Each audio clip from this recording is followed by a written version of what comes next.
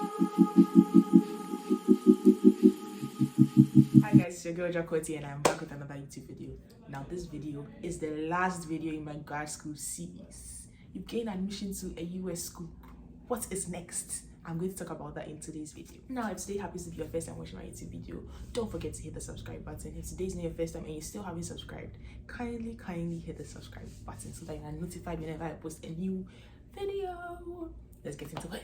All right, now the first thing, when you have been granted admission, the school would send you an email or they will send you a notification so that, like a new student guide, they'll tell you what to do. And so you just need to follow the steps outlined. One of the major things in those steps is getting your I-20 as an international student, because your I-20 is necessary for you to be able to apply for your visa because it confirms you've gained admission into the school. All right, so the first thing is your I-20. You follow the steps that they've outlined on their website and you get your I-20. When you gain your I-20, you make sure every detail on it is correct. Your name, if they are providing you with an assistantship, the amount, the duration. Most of the time, your assistantships, they give you for a year. It doesn't necessarily mean that it's going to not be extended, but they give you for a year on your I-20. So it doesn't matter. That doesn't matter if it's like a year, if it's like 9 months or 10 months, or sometimes it might be 12 months. It doesn't matter as long as it's stated on your I-20. That's fine. You're fine to go. So that's the first thing, your I-20. Make sure everything on it is correct. If it comes and it's not correct, you can ask them to correct it for you. You understand? It's not a big deal. They will. Second thing, your visa application and your F1 visa interview. Now, after you got in your F1, after you got in your I-20, the next thing is to pay your service fee. Your service fee is about, I think, $160 or $190. I'm not too sure, but that's something you can easily check. You pay that, you create an account, and then you start hunting for dates. I say hunting for dates in quotation marks because you are literally going to hunt for dates, because now there's a huge backlog because of COVID, and so the dates are not really readily available, and so you have to hunt for them at even odd hours sometimes to be able to get a date. So you have to be on guard. I think for me, when I was trying to get a date, it took me like 2 months after I paid my service fee to get a date. So hunt for a date. Now, after you've passed, before I continue, now I have 2 videos on F1 tips, like F1 visa interview tips, and then 30 sample questions that you might be asked in your F1 visa interview. So those will be helpful for you when you're preparing for the visa interview, and I'll put the links in the description box below. Don't forget to watch, like, comment, and subscribe to those videos. Next thing is booking your flights. It's important to book your flights early because as you wait, like the latter part of the month, the tickets become more expensive and it becomes a lot of money, because I think like booking a flight, it ranges from like $1,200 to about $2,000. It's expensive. I mean, the cheaper options are going with transits. But if you want to transit when you are going, pay attention to your transit duration. Some people, because it's very cheap, you go and transit and maybe you stay in a country for like 18 hours.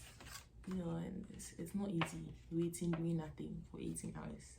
So check those things. I know the shorter the duration, the more expensive the flight, but take all those things into consideration. All right, the next thing is your accommodation.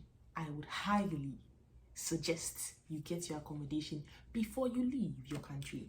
Don't make the mistake I made, because I came here to book my accommodation, and by the time I had come, most of the apartments had been taken.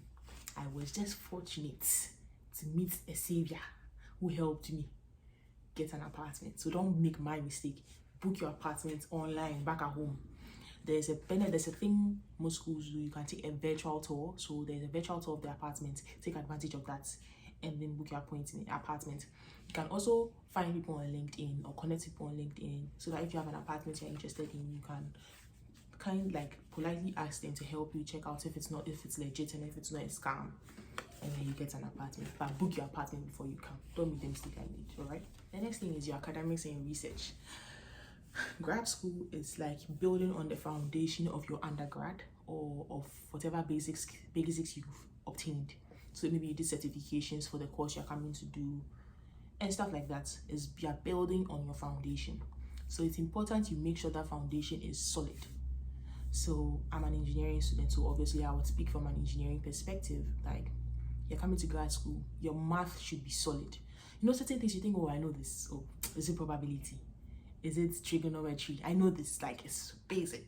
But revise those basics, because you would come here and some of the things you're human, you forget, you know, it's one of those things. So don't beat yourself up, but make sure you revise. It's important. I wish someone had told me this earlier. Revise, because you build up on it. So revise, okay? The next thing, after you come into the country, you've landed in the US, you've settled in your apartment, you've gone grocery shopping, you know, go to your school. It's very important. Go to your school. Look at your school.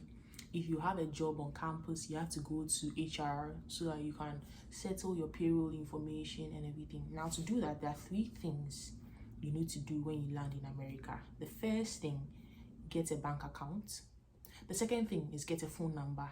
And the third thing is get your social security number. I've listed them in this order because you cannot get a phone number if you don't have a bank account.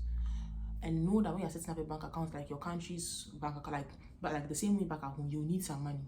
I think it's usually $25 or I don't know, depending on the bank you go to. I think mine was $25, I think.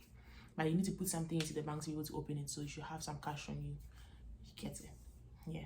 So your bank account, when you get your bank account, then you can now get your phone number, because you would have to get a payment plan. Now, that's one of the things that took me by surprise. I'll go into detail. I'll create videos for these things, like detailed videos on these things, because you need to get a payment plan for your phone number and then your social security number. Your social security number, typically they will tell you have to be in the country for about 10 days before you can apply for one, but sometimes you can get it earlier before that. So just go and try your luck and see how it goes.